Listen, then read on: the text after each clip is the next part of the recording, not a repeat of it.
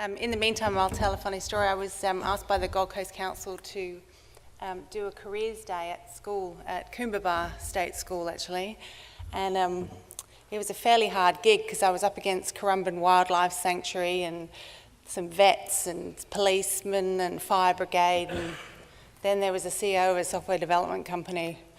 They were like, "Woo, that's interesting," and but it really sort of demonstrated to me the changing nature of our children, because we had to do career speed dating. So we'd sit down with these kids for about 2 minutes, and these kids said, well, you know, what do you do for a software development company? And I said, well, we develop software. And they're like, yeah, but what software?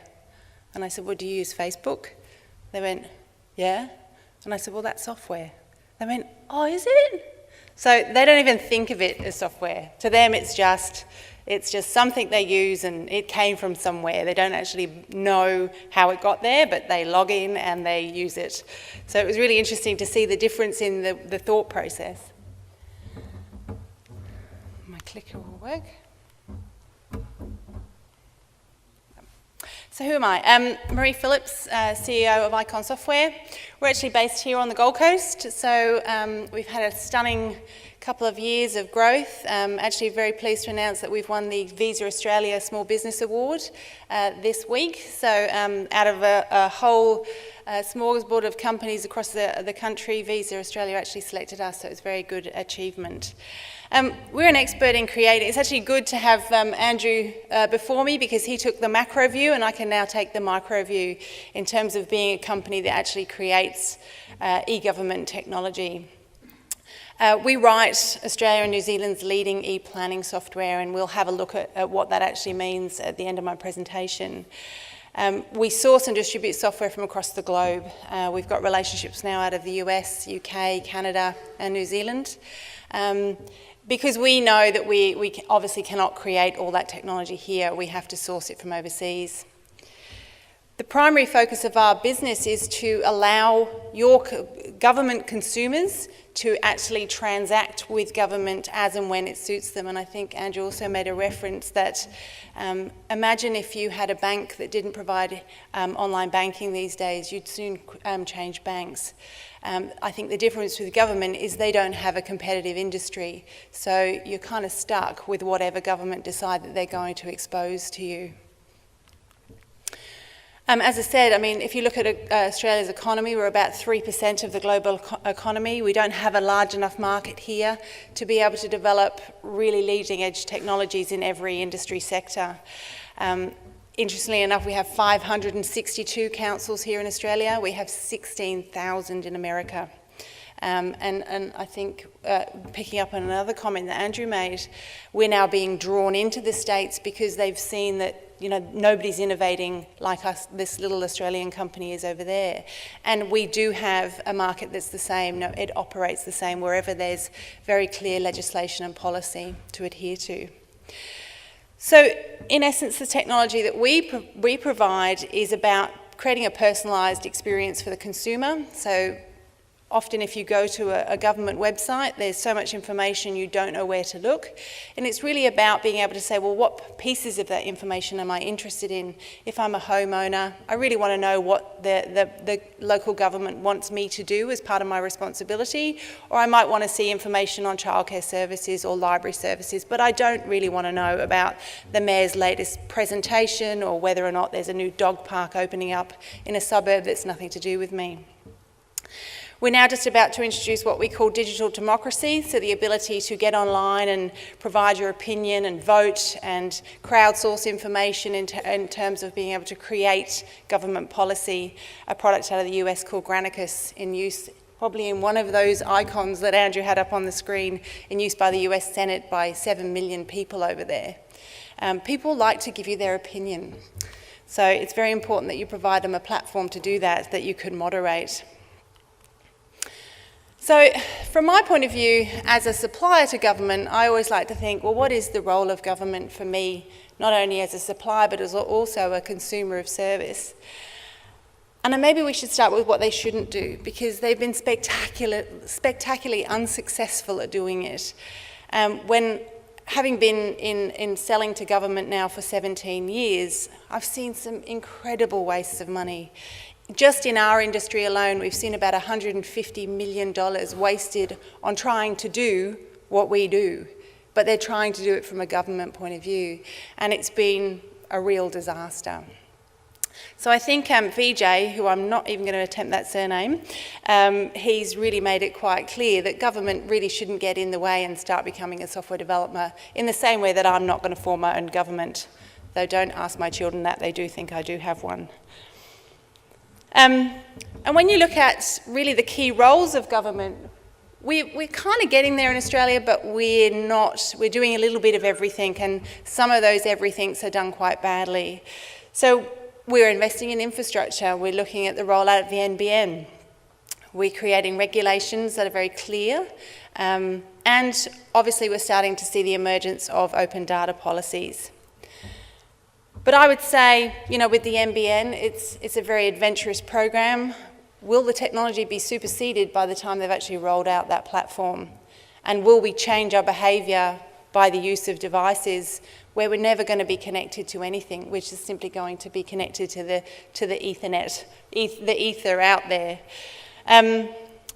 Policy is a very interesting discussion. I think governments sometimes do confuse their role.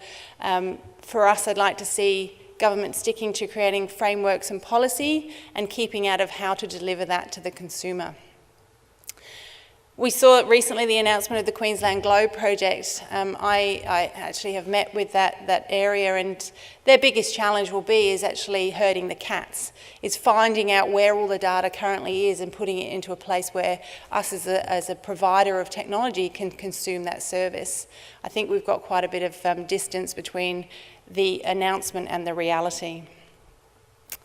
So if we look at the very, very brief history, the Hitchhiker's Guide to Government, E-Enabling Australia, I mean, we're challenged that we've got very, very short political cycles, and some might say that with the current government that might be a good thing, in terms of being able to create long-term policy around implementing e-government strategy. When you look at the states and territories, the minute the federal government say they're going to do something, the state and territories say, well, that's not what we want to do, so thanks very much for the information. And then poor old local government at the bottom end just has to pick up all of the policies that somebody else has developed and deliver it with very little money. I think last week in Sydney they announced that 50% of New South Wales councils are financially unsustainable. But I think it's because they're being asked to deliver all the services that everybody else comes up with. A spectacular example of something not working and then, right, it didn't work first time, so let's do it again, is a project called NEDA. NEDA was the National Electronic Development Assessment Specification by the federal government. We had COAG involved, we had the Development Assessment Forum, we had just about every man and his dog involved in creating a specification for a national protocol. That cost them $7 million. So that didn't work. So why not recreate it all again and call it a different name and spend another $7 million? And that didn't work. So EDAIS is the next generation of NEDA, but once again, trying to create a national protocol for a non-national industry is rather silly. And we've seen $14 million spent on something that really can't be implemented, because how you process a DA in Western Australia is very different to how you process a DA in Queensland. So maybe we should let the industry work out who's the best player in this market. So my own view, government really needs to create uncluttered legislation. So as consumers of that content, we know it's easy to interrogate. So I know that the piece of content you've put out, I know how to access it, and B, what you expect from me when I've read it, and how do I give you that content back in the form that you want to receive it. Information should be created with the concept it's going to be electronic. At the moment, we still have information being created that somebody's going to print it out, consume it, and then do something with it.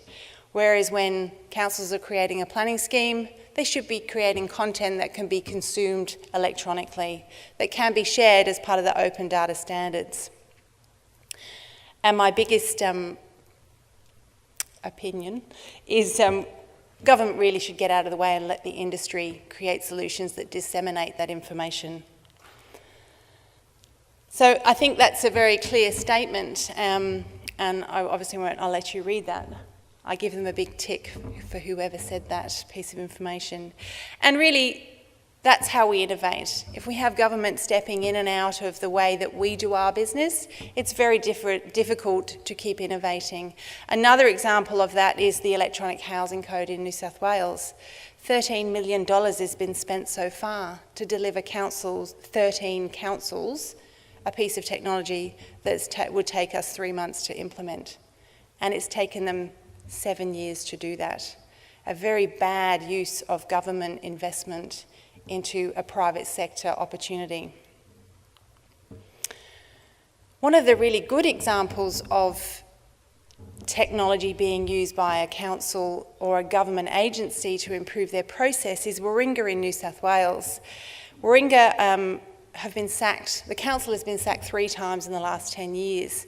Their rating in terms of community satisfaction was down around 20% at that time. And they looked at it holistically. They said, we can't keep doing what we're doing. We have to change the way we behave. So they rewrote their story. They said, we've got to go back to the start and start working on the information that we use internally and provide that information to our customers, because we're actually representing them in managing this business. They use the Australian Business Excellence Framework in terms of exposing that information to the internet and being able to allow their customers to have a look and inspect what they were doing as an organisation. They questioned everything. They said, why are we doing this? Why are we doing the things we do? Does it deliver value to our community? The end result of that was they threw away all the technology they previously owned and started again.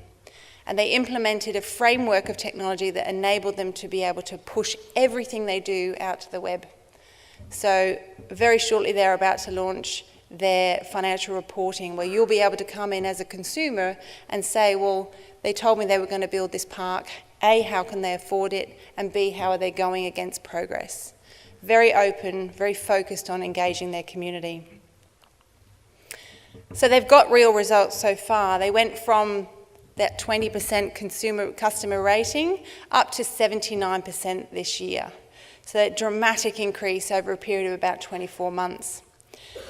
They have increased the number of DAs they've done. They have about $750 million worth of development assessment activity in Warringah. So it's a very significant ticket item for them to be able to reduce their costs in processing time, reduce their cost in actually processing the information, and speed up that process so they can get their builders, their pool builders, their fence builders, everybody out there being productive in the market. They went from 79 days processing down to an average of 28. Now, if you can think about that from when you first lodge your DA to when you actually can start building your house, you have a very significant impact on your local economy. They removed all the phone calls out of their development assessment area, and they managed to, because they're using this transparent platform, be able to have delegation around all their applications rather than having council approve everything and slow that process down again. They actually reject inadequate applications because they're starting to tell the community, this is what I expect of you. They're actually pushing responsibility back out into the community to get it right before they lodge the application. And the community was able to provide their feedback, so they launched their new planning scheme using our software, which enabled the community to come in and actually comment clause by clause on the information that Warringah had actually created. This enabled the planners at Warringah to be able to look at that content and say, maybe we do need to vary this clause to be able to get more applications into the system and have more complying development, therefore reducing cost. So their increase is widely publicised. I've actually got a booklet on the Warringah story if you're interested in having a look at that. Other great examples of e-government, and obviously they're all projects that we've implemented, so they're fantastic examples. City of Swan in WA, they've launched our electronic lodgement system. They've had 1,500 electronically lodged applications in the last 9 months. Each piece of paper that comes into council, on average, costs them $6,000 for its lifetime.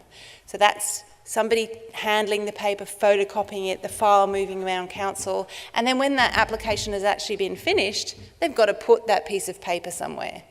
The storage of that information works out to be about $6,000. They're saving that per application, and they will not accept paper. So if you come to the front counter at City of Swan with your paperwork to submit, they'll take your paperwork off you, they'll scan it in, they'll lodge the application through our software, provide you with a receipt, and you'll have an email to be able to track that information as it progresses through council. Nobody is allowed to accept paper. As a result of this, the builders are seeing significant savings in the way they're operating. We've got some shed builders in WA that are using it as a competitive advantage because they're saying, well, I can lodge your application for you now, Mr. and Mrs. Smith, while you're here in my showroom, and you'll have your application assessed and approved in 5 days. So they're seeing it as a great business benefit for them. The Tasmanian Planning Commission, little old Tassie, has got it right. They went to the market and they said, we want to rewrite every planning scheme in Tasmania. So that's 29 councils, 3 regions and 1 state government planning policy. I think we ended up with about 7,000 pages of content if we looked at it as traditional content. So one change at state government now flows to every local government in Tasmania. One change at a region flows to the councils within that region. So nobody has to produce Word documents, nobody has to print content for review, everything is done online. They've been just a spectacular success. So for those 29 councils, we started that project in December last year. We're now implemented in April this year.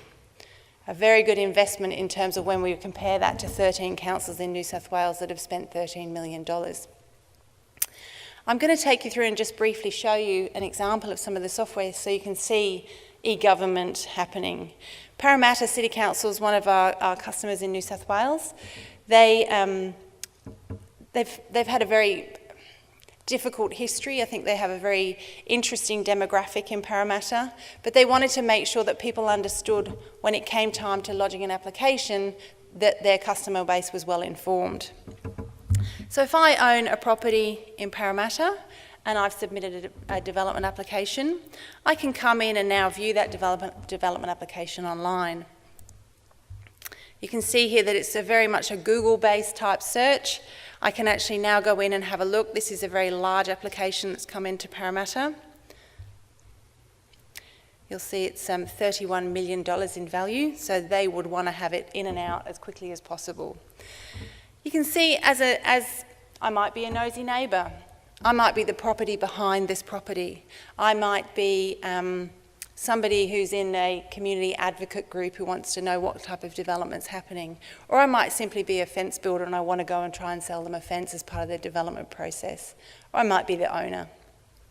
You can see here I've got a very clear snapshot of how long I expect my application to be in council. So therefore, I don't need to get stressed. I don't need to ring up and do the where is my application up to, who's the planner dealing with this.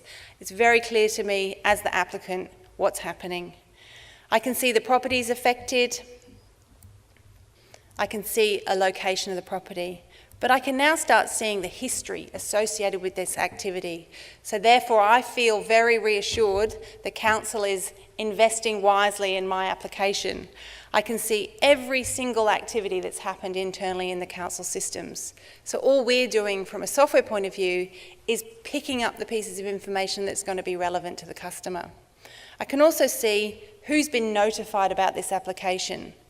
If somebody has written the letter into council, I can see all the documentation associated with that application.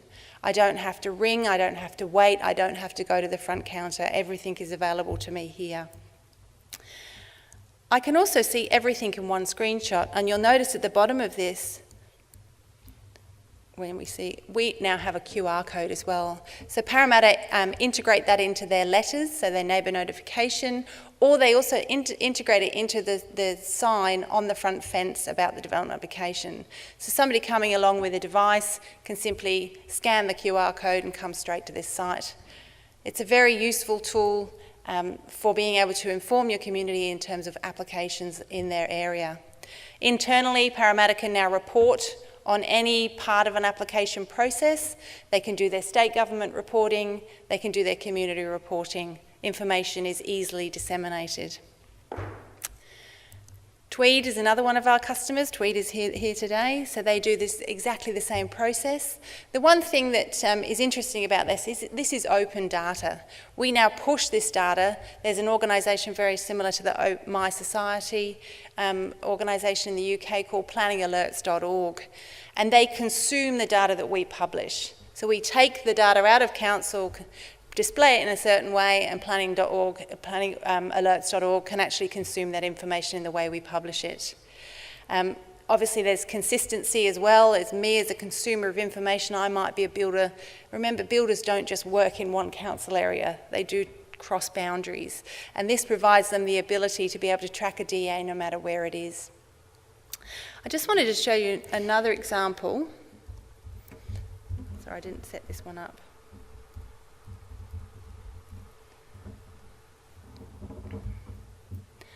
Another example of open government. We have become the distributor for a product here called Civic Plus. This is an example. It's a content management system for managing local government websites. As an organisation, Athens, Clark County and Georgia have understood that their customers don't necessarily want to know everything about what's going on in local government, even though our mayor would have us believe differently.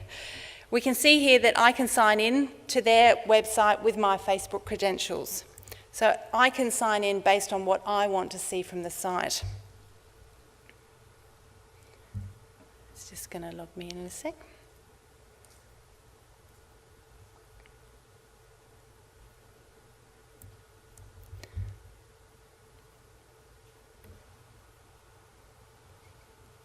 We'll let it log in. But this enables me then, so any transactions I've had with my council, if I've lodged a complaint, if I've registered my pet, if I've borrowed a book, if I'm interested in a particular piece of news item, I might be interested in something in Division 9 that I'm only interested in that part of the website. It enables me to register through my Facebook account to be able to consume that information. I can also drag and drop parts of the websites into my profile. So if I want to have a look at a particular area of the website only for a short period of time, I can have that as part of my profile. I won't worry about logging in now, but I just wanted to say thank you very much for your time today. Could we just briefly switch back to the PowerPoint? Oh, thanks. There's my contact details if anybody would like any more information. Thank you very much.